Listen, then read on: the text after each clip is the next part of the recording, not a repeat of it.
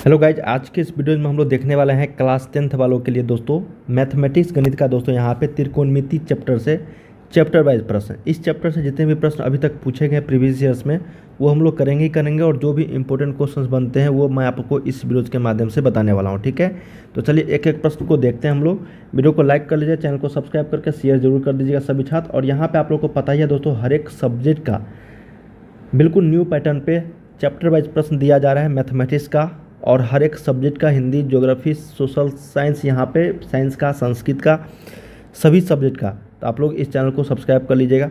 जितने भी क्वेश्चंस मैं आपको बताऊंगा वो सारे के सारे इंपॉर्टेंट है और बोर्ड परीक्षा में लगातार कई बार पूछे जा रहे हैं। ठीक है, तो class 10th matric board exam top most VV objective MC कुछ क्वेश्चंस जो बेस्ड ऑन बोर्ड एग्जाम और न्यू पैटर्न पर रहने वाले हैं।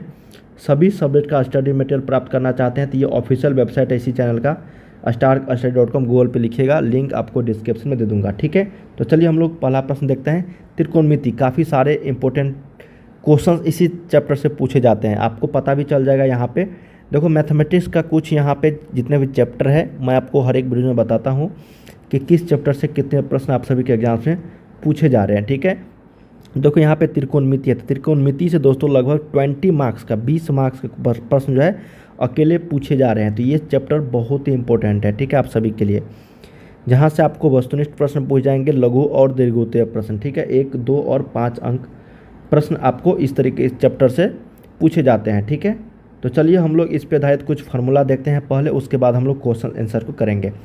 देखिए, त्रिकोणमितीय अनुपात एवं सर्वसमीका आप लोग को याद रखना होगा थोड़ा सा।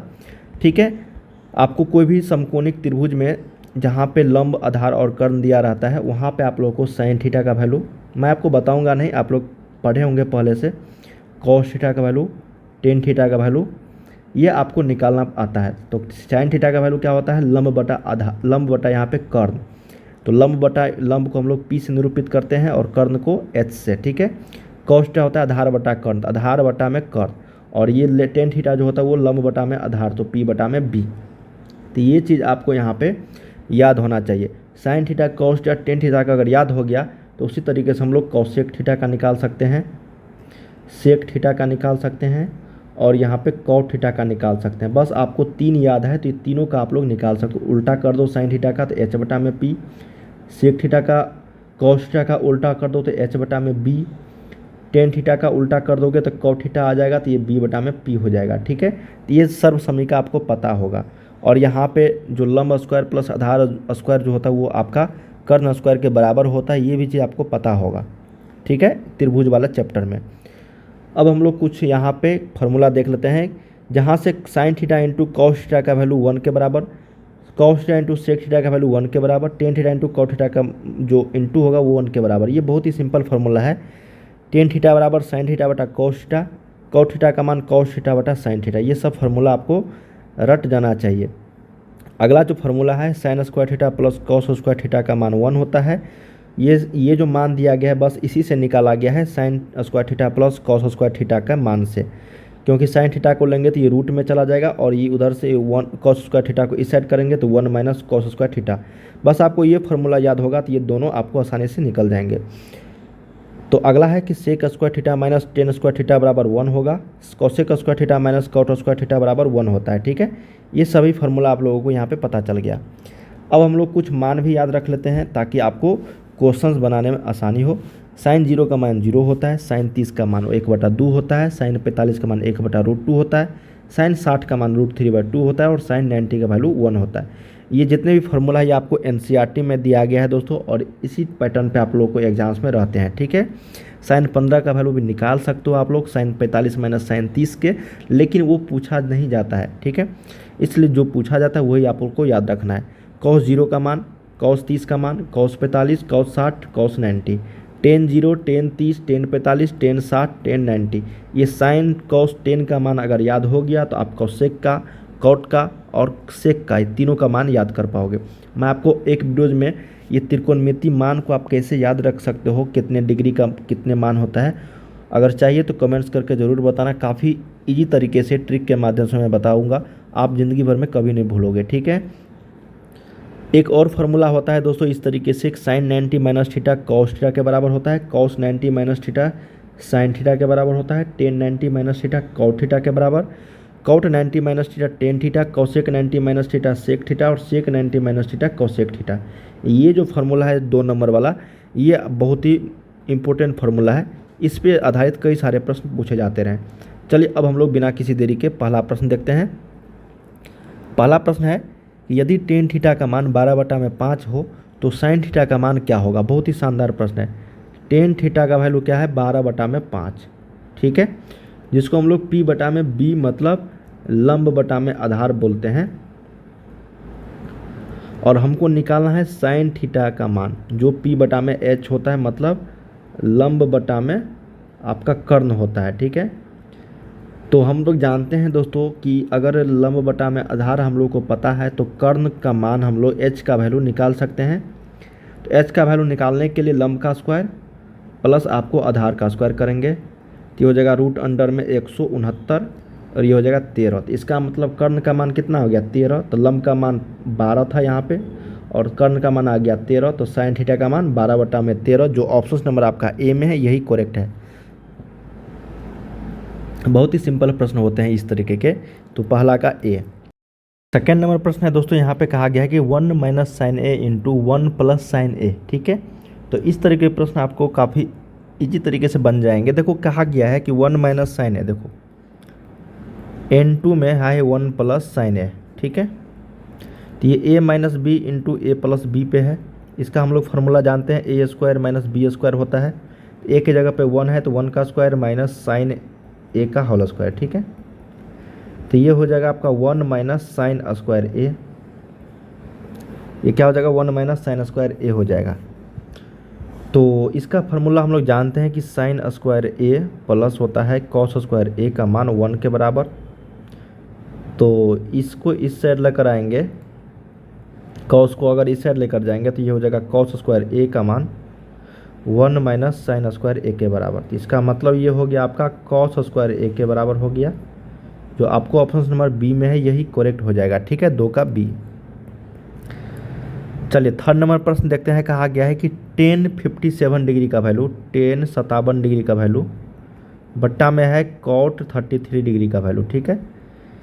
इस तरह के प्रश्न आपको देखो मैं ट्रिक बता दे रहा हूँ। अगर दोनों का वैल्यू, ये दोनों जो मान है 57 प्लस 33, अगर दोनों 90 डिग्री के इक्वल आ रहा है तो समझो इसका जो मान होगा वो वैल्यू 1 के बराबर हो जाएगा। इसका एक यहाँ पे क्यों यहाँ पे 90 डिग्री मैंने बताया आपको कि ताकि 90 डिग्री आ जाए तो ये एक आंसर आ जाएगा।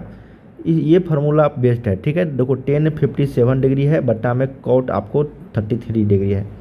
तो अगर 10 को हम लोग कॉट में बदलेंगे तो यहाँ पे क्या हो जाएगा, देखो 10 90 में से कितना घटाएंगे ताकि 57 आ जाएगा, तो 33 डिग्री। अब बट्टा में ये हो जाएगा कॉट 33 डिग्री। तो 10 90 माइनस थीटा हम लोग पढ़े हैं, क्या होता है कॉट थीटा के बराबर। थीटा के जगह पे 33 डिग्री हो जाएगा, तो ये कॉट 33 बटा में नीचे में ऑलरेडी है कॉट यहाँ पे 33। ये दोनों क्या आपस में कट के आपका 1 दे देगा, ठीक है। इसलिए यहाँ पे डायरेक्ट बनाने से पहले थोड़ा सा यहाँ पे आपको जोर देना है कि अगर 90 डिग्री के इक्वल आ रहा है तो समझना इसका जो आंसर होगा वो 1 के बराबर होगा। अभी जस्ट आगे प्रश्न आएगा, आप देखना काफ़ी इजी तरीके से और काफ़ी जल्दी बना दोगे। जैसे यहाँ पे फोर्थ नंबर प्रश्न है दोस्तों, ये भी फार्मूला बेस्ड क्वेश्चन है। कहा गया है कि 5 सेक स्क्वायर ए माइनस है 5 10 स्क्वायर ए के बराबर पूछा गया क्या होगा। तो 5 यहाँ पे अगर कॉमन लेंगे हम लोग तो क्या बचेगा, सेक स्क्वायर ए माइनस 10 स्क्वायर ए, क्योंकि ये 5 सेक स्क्वायर माइनस 5 10 स्क्वायर कोई फार्मूला है ही नहीं, इसलिए 5 हम लोगों ने कॉमन लिया और ये फार्मूला है 1 के बराबर होता है। तो ये 5 गुने 1 बराबर क्या हो जाएगा 5, जो ऑप्शन नंबर आपका ए में है यही करेक्ट हो जाएगा। ये कई बार क्वेश्चन पूछा गया है, यहाँ पे 5 के जगह पे कभी कभी 9 दे दिया जाएगा, 8 दे दिया जाएगा, ठीक है। तो उसका वही मान होगा। और ये फार्मूला आप लोगों को याद होनी चाहिए 3, जो मैं आपको लिख रहा हूँ यहाँ पे।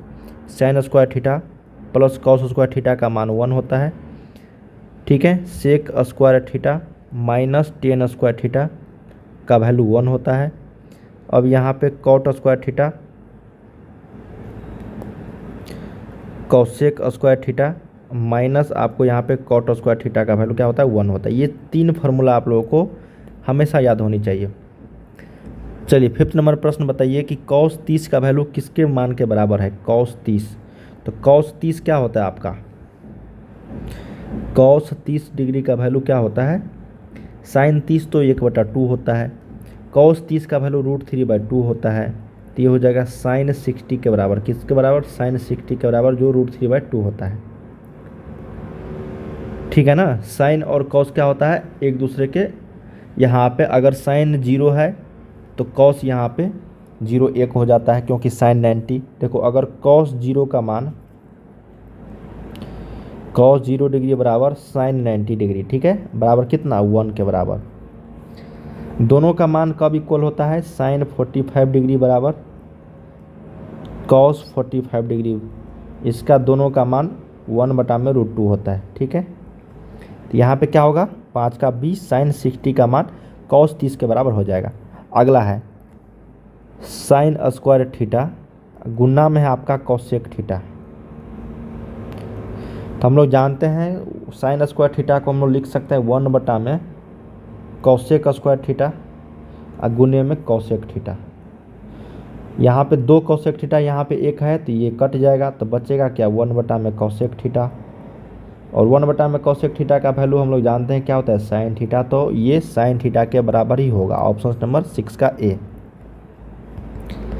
चलिए 7 नंबर प्रश्न देखते हैं। कहा गया कि अगर अल्फ़ा बराबर बीटा बराबर 45 डिग्री हो तो sine alpha plus beta value कितना होगा। देखो साइन अल्फ़ा प्लस बीटा, तो अल्फ़ा कितना है 45, बीटा कितना है 45 बराबर साइन 90, साइन 90 का वैल्यू कितना 1 के बराबर, जो ऑप्शन नंबर बी में है। ये किसके बराबर, साइन 0, ये किसके बराबर, साइन 30, और ये साइन 45। ये सभी मान आपको हमेशा याद हो जाएगा। एक ट्रिक बताऊंगा दोस्तों किस तरीके से आपको ट्रिग्नोमेट्रिक टेबल याद करना है। चलिए अगला है 8 नंबर कि यदि साइन पी बराबर साइन क्यू तथा पी और क्यू न्यूनकोण हो तो क्या होगा। देखो साइन पी का मान साइन क्यू के बराबर है, और अगर पी तथा क्यू अगर न्यूनकोण है तो देखो अगर साइन पी और साइन क्यू अगर इक्वल है तो इसका मतलब पी और क्यू का वैल्यू जो है 45 डिग्री होनी चाहिए। क्या होनी चाहिए, 45 डिग्री। क्यों, तभी इसका मान जो है बराबर होगा। समझ में आ रही ना, पी और बराबर क्यू का वैल्यू क्या होगा 45 होनी चाहिए, तभी साइन पी बराबर साइन क्यू होगा।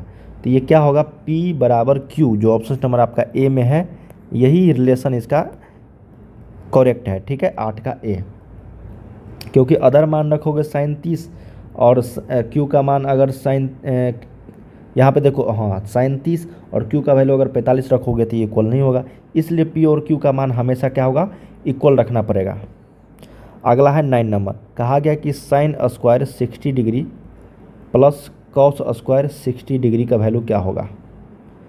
इसका तो मान 1 होता है दोस्तों, लेकिन आप अगर फार्मूला से बनाओगे, जैसे हम लोग फार्मूला होता है sign square theta plus cos square theta बराबर 1, और थीटा का वैल्यू यहाँ पे ऑलरेडी 60 डिग्री दिया गया है जो दोनों जगह है, तो इसका मान 1 हो जाएगा। लेकिन हम लोग अगर त्रिकोणमिति मान रख के बताएंगे, जैसे यहाँ पे होता है साइन 30 का मान √3/2 का whole square plus cos square 60 degree का वैल्यू यहाँ पे 1/2 का होल स्क्वायर।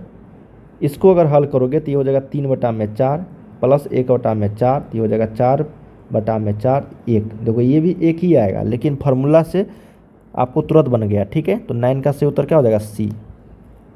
10 नंबर प्रश्न देखते हैं लास्ट आज का। यदि tan a का मान 3/4 है, इसका मतलब वो p/b है, तो h का वैल्यू हम लोग निकालेंगे √3² प्लस 4 स्क्वायर बराबर 5 हो जाएगा ये।